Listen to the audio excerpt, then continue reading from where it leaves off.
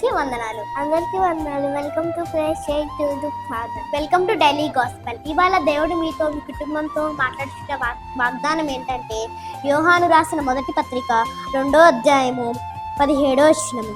లోకమును దాని ఆశయు గతించిపోచున్నవి, కానీ దేవుని చిత్తమును జరిగించువాడు నిరంతరమును నిలుచును. ఆమేన్.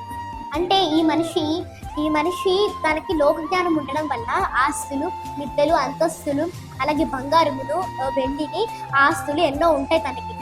అవి ఏదో ఒక దినాన అవి నశించిపోతాయి.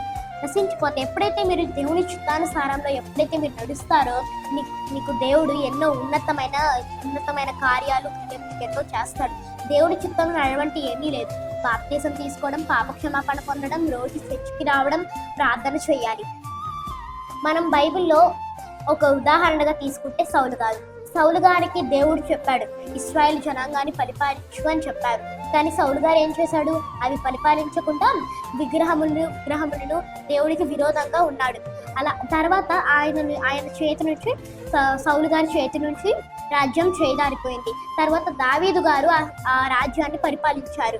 డాష్గా చెప్పబోయేది ఏంటంటే మీరు దేవుని చిత్తానుసారంలో నడవాలి. ఈ చిన్న వాక్యం మృగాల ఫలితాలను కోరుకుంటున్నాను. Please do like, share for more updates. Thank you for watching.